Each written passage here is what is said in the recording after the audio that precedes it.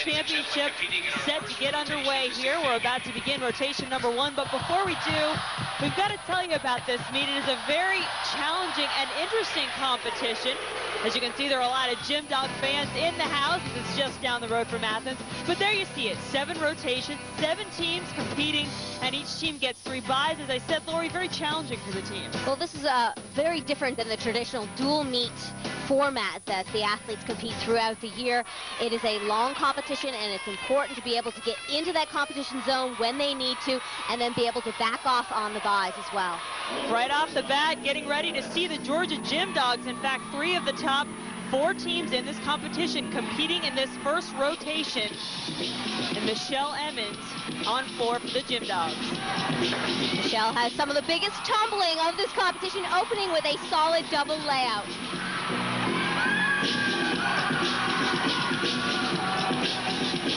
It's a great opportunity for Georgia to get their fans into this competition, to really start that adrenaline flowing and feed off the energy.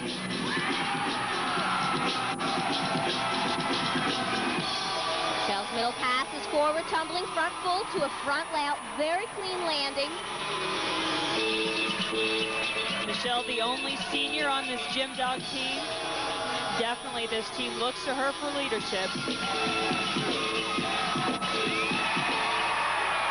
Her 4th SEC championship. She knows exactly what this is about. Intense competition. It's 4 events. The best team at the end of 4 events.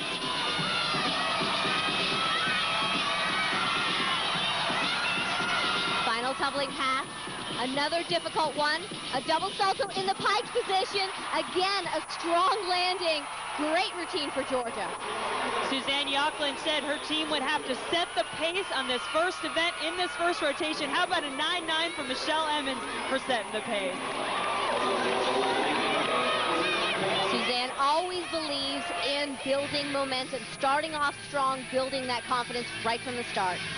Well, Marie Bear and Alabama have the challenge in this first rotation of competing on the balance beam while they've got Georgia on floor. As you just heard a little bit of what that crowd can sound like in this arena, very important that these athletes keep their focus on the beam. Alabama has a few disadvantages here. This is their first competitive event. There's always a few extra nerves on that first event that they'll be dealing with, something you don't want to deal with on balance beam. And you have to consider that Georgia is on floor. This arena is so noisy, they have to block it out and stay in the zone. Great tumbling pass, a front aerial to a back handspring swing down. Marie is absolutely gorgeous on this event, showing off her flexibility and balance there. She has long, precise lines and fluid movement. Really a bonus on this event.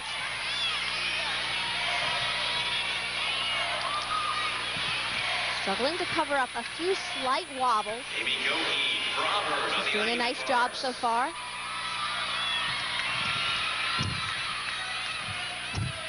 Her jump series, a switch leap, straddle to a wolf jump. Again, hitting every single split position and jump position precisely.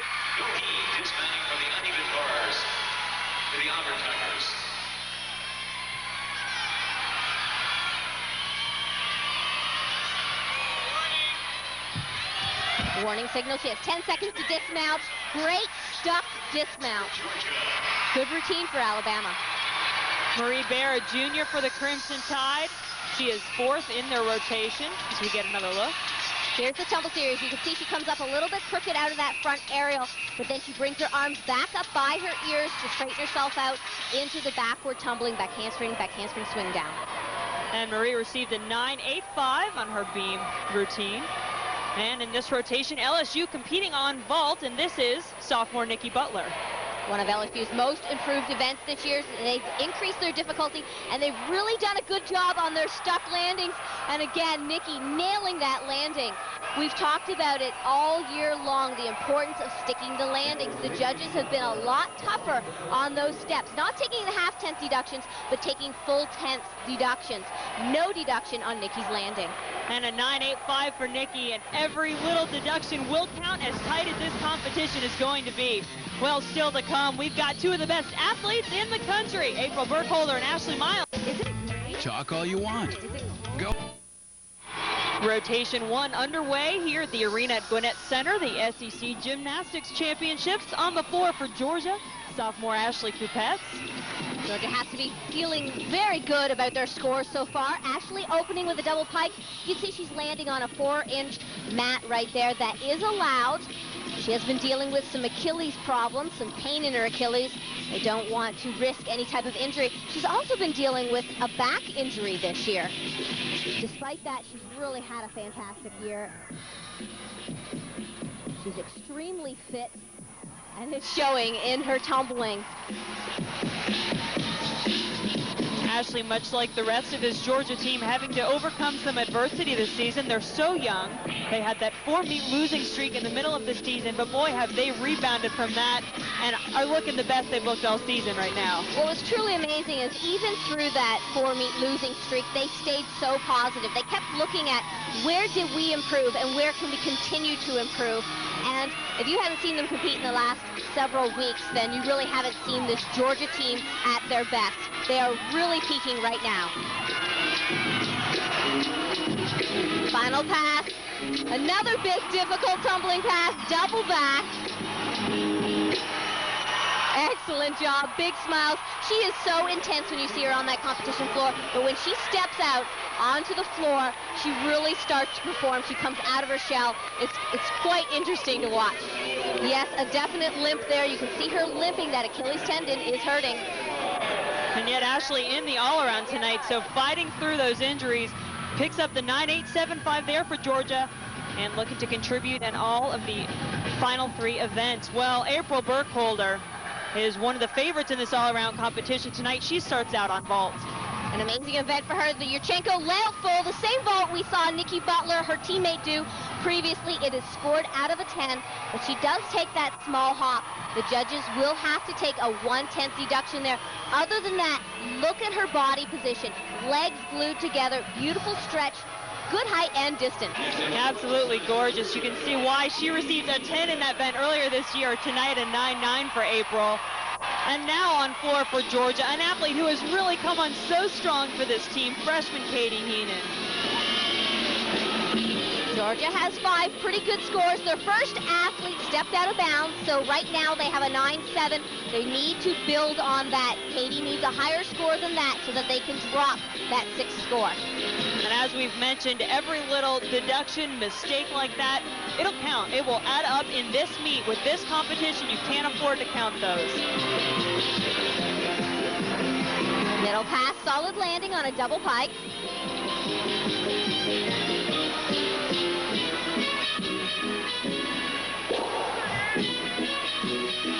Showing off her great personality and a very difficult turn right there. A double turn with leg above horizontal. She's showing off some of those elite skills.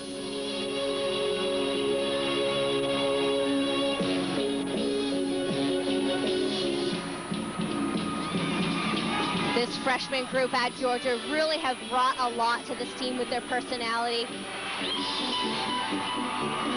It's really amazing to see a freshman come out first year and really be able to perform like this in front of huge crowds under pressure. Very interesting leap combination right at the end. What a great routine. First tumbling pass, a forward, very difficult front double twist to a punch front. She missed this tumbling pass at their dual meet against LSU. Not a problem here. They're making corrections and they're coming out strong. Well, we saw April Burkholder finish with a 9.9 for LSU. And now we see Katie Heenan finish things up for Georgia. Terin Humphrey, a member of Alabama's gymnastics team this year. Look close, you see those Olympic rings on her back left shoulder. That's because Terin had quite a summer before she came to Alabama. She spent some time in Athens, Greece.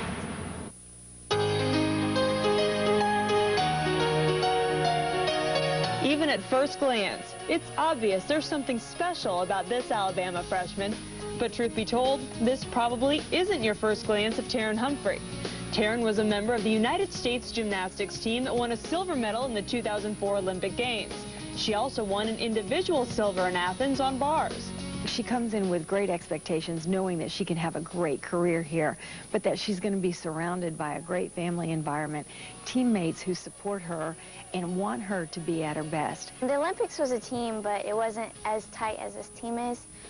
We all get along great, and it's like the closest team that I've ever been on, and just to have your team behind you all the way, it's just an amazing feeling.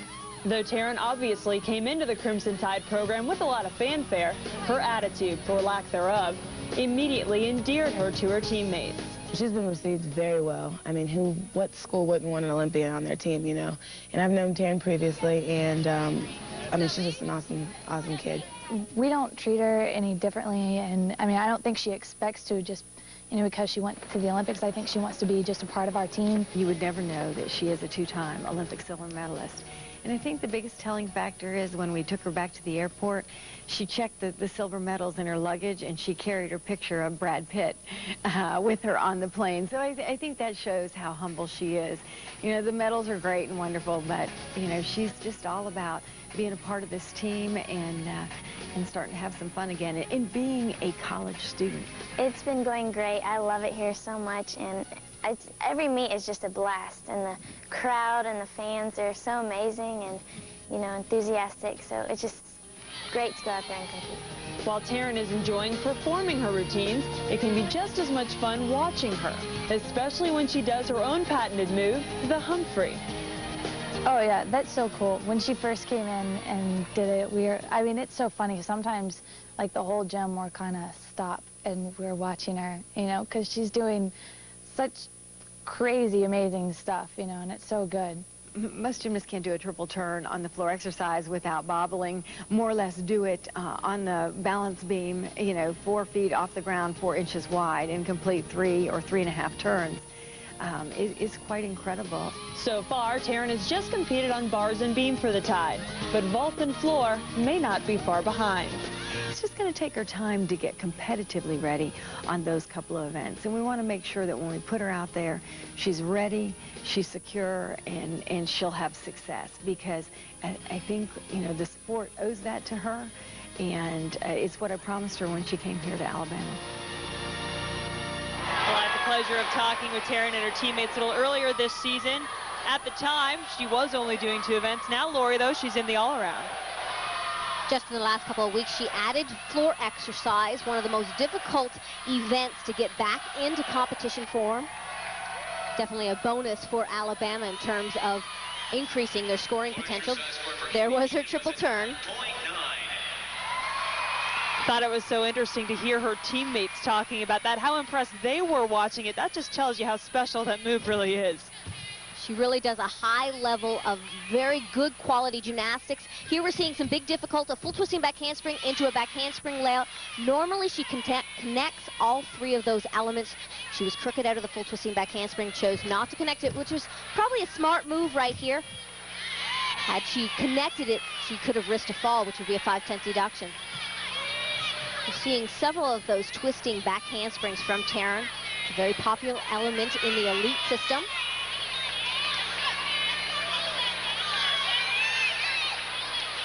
She has more difficulty planned here into her dismount. 2 tumbling elements into a double back. Crucial to stay square. Oh, she bends her elbows just slightly in the back handspring, and that reduces her power into the double back. She under-rotates. There'll be a full 10th deduction on that landing. But right here, she shows off her originality. True international flair right there on the triple turn in wolf position. Such a beautiful move there, but not the score Terin was hoping for, a 9-7 for Terin Humphrey. She was Alabama's final competitor on beam, so Alabama's struggling just a little bit. Still have some good fans coming to cheer them on, but definitely starting on beam is not an easy thing to do, but it's just something this team had to contend with. I like being on the floor the last rotation. And the thing about if you start on balance beam, you know, a lot of people don't like it. To me, it really doesn't matter, because if you're going to win this championship, you're going to have to be good on beam wherever you go. So hopefully we'll go out there and hit balance beam and put the pressure on everyone else, and then we're on the floor the last rotation with a chance. Alabama will compete on bars in the final rotation of this meet, but there you see the scores after